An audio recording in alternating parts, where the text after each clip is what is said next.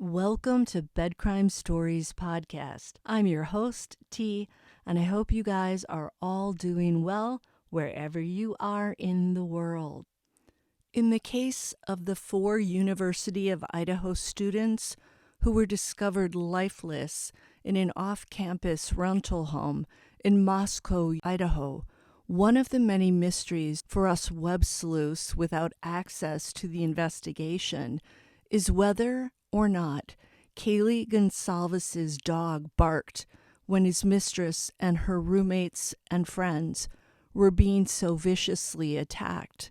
The adorable Labradoodle named Murphy was co-owned by Kaylee's ex-boyfriend, Jack Ducour. There have been conflicting reports from neighbors living close to the rental home at 1122 King Road as to whether or not Murphy was barking around the time the crime was going down.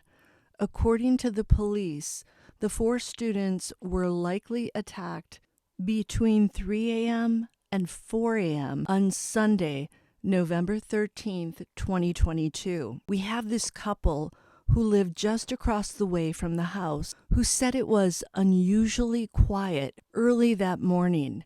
Take a listen. You wake up in that morning, on Sunday, and you just go to work, and you don't really think anything of it. I was at work, and the only thing I heard about was, the unconscious person, and then, I didn't realize it had more severity to it till I got home, and I could hear the clicking of the cameras. It's a really small town feel, lots of hills, but it seems like a really close-knit community. All of my professors and stuff that are from here, seems like they've been here for a decade or longer, and they seem to know just about everybody. So I would say it's a fairly small community, even though there's roughly 20 to 25,000 people here. The officer that came by door to door, he asked if we had any sort of surveillance or if we knew about any other cameras or anything in the area. Sadly, this is an apartment building, and I'm assuming it's relatively old, so there was nothing. Luckily, the apartment sent out an email a couple days ago saying they're adding new lights, which there is a new light up there. They're going to work on installing cameras just so that if anything like this were to happen again, there's a better chance of getting footage of who did it. It's just nerve-wracking mostly and stressful because she's always home alone because I work in the evenings and stuff. And just surreal, almost like something out of a TV show. Not something that I would have expected to be experiencing so close to home. It seems like everyone that has been here for a while is just devastated by it. The last murder here was 2015, so 7 years ago. And so it's not something that happens frequently. It's not like we're in a big city where it's an everyday occurrence. So something like this is just sort of rare, doesn't happen often, so people aren't used to it. It's really odd because, I don't know, I've never been this close to any sort of other crime scene before, I guess, other than a drug bust, walking by a house and seeing cops with a drug bust. But that's the closest I've ever been to a crime scene. So especially one of this magnitude where I could throw a baseball from my front door to the house, it's just odd. I mean, for my sister, she lives pretty much across the way. She lives in Alpha Gamma Delta. And for me, she walks to my apartment almost every day. And so the concern for me is just her walking by herself in the dark a lot now because, in the summer, it's daytime. It's not as scary. But in the dark now, for me, my concern is I just don't let her walk here by herself unless it's during the daytime, and I'll go pick her up now because I don't like her walking by herself.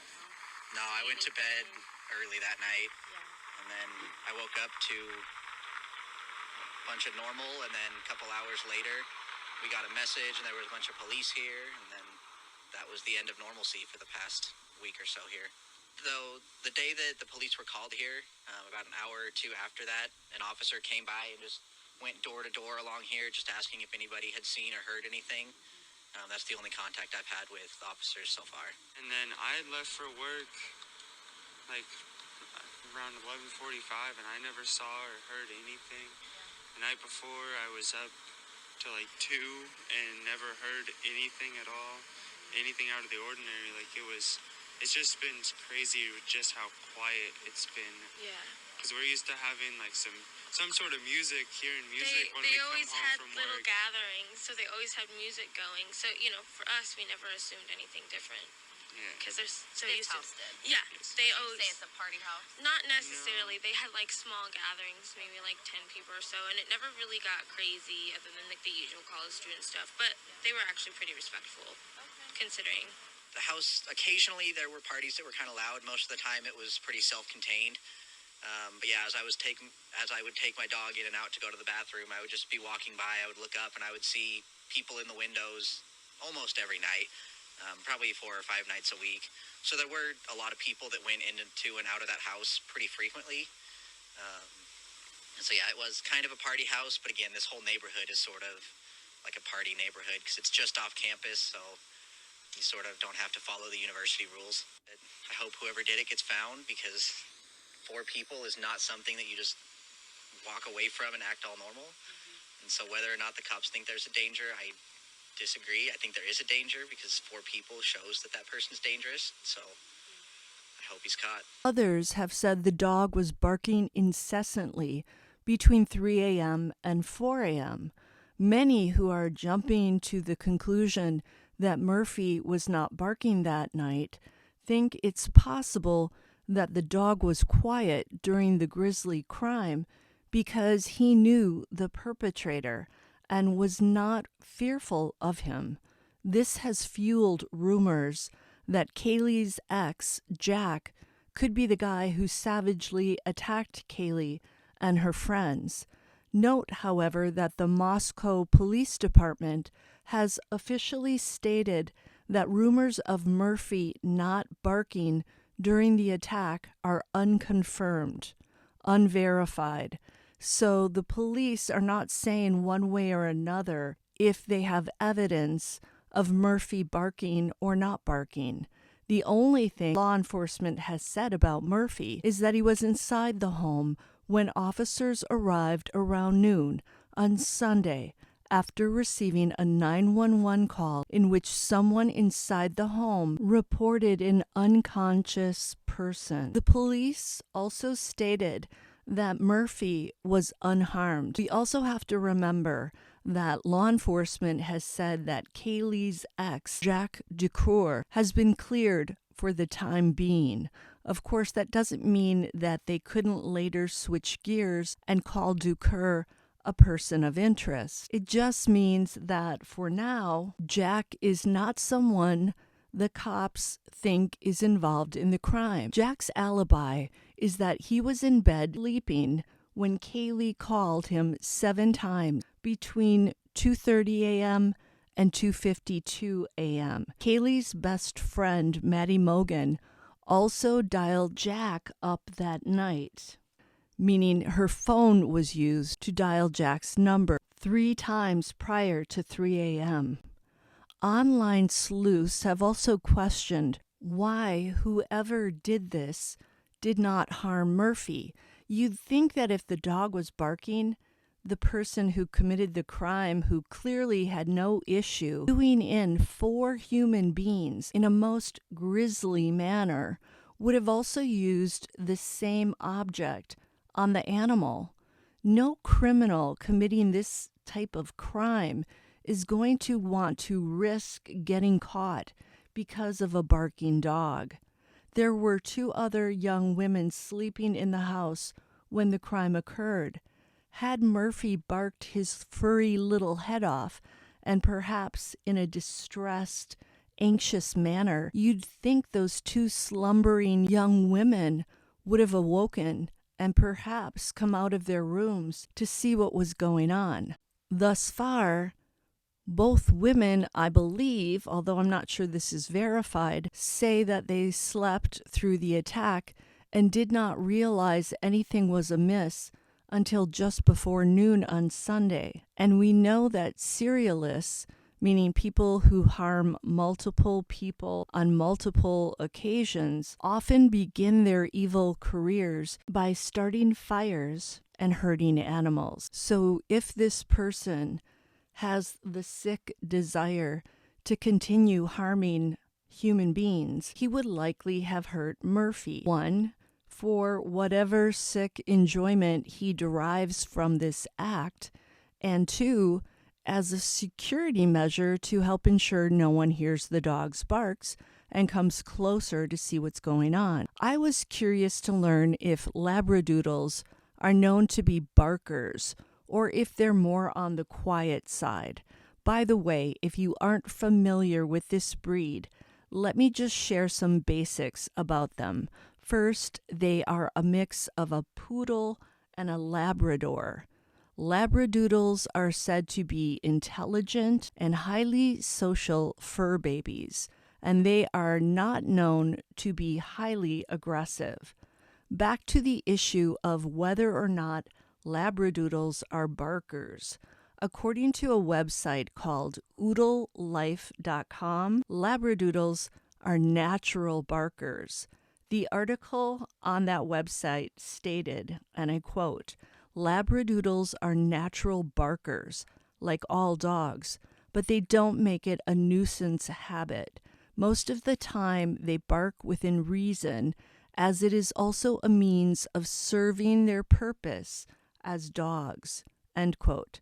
The article went on to say that Labradoodles are bright, so you can incorporate training to address their behavior. It also said that Labradoodles make for an excellent pet, and their barking will almost always just be another thing you'll adore them for. Another website called barkbusters.com said that Labradoodles possess the unique ability to gauge the needs of those around them, which the Australian Labradoodle Association of America, or ALAA, maintains makes them excellent guide dogs and great for humans with special needs. The same website stated, and I quote, Labradoodles have never been known to walk away from a fight, but they generally won't start one. It's important to socialize them properly from an early age to avoid behavioral issues. End quote. It also said that instances of barking or resource guarding are also fairly common. So this website reiterates what the first website said about Labradoodles. That's a hard word to say. Labradoodles being prone to barking. And I think by stating that Labradoodle commonly guard their resources, the author means that they are prone to protecting what they perceive to be their property, such as toys, food, and maybe even their owners. A third website I checked out, petplan.co.uk, said that Labradoodles aren't afraid to be vocal when they need your attention, and they may bark when they're stressed, anxious, or bored. All of this information tells me that Murphy likely sensed the perpetrator's threat if the perpetrator was indeed a stranger to him, and if that was the case, Murphy likely barked, maybe growled, maybe showed his teeth, and maybe even lunged at the unfamiliar person. And Murphy also likely sensed after the crime was committed that his mistress needed help. You'd think this dog would have been going nuts and trying hard to get the attention of the two surviving roommates. Inside the home, I believe those two young women would have heard the barking unless they wear earplugs for noise control, are hard of hearing, were maybe intoxicated that night, or are heavy sleepers. As for the neighbors hearing the dog, I would assume that because it was cold that night and into the early morning, with the low hovering between 27 degrees Fahrenheit and 28 degrees Fahrenheit, the home's windows were most likely closed. The home itself does not appear to be extremely well built or highly insulated.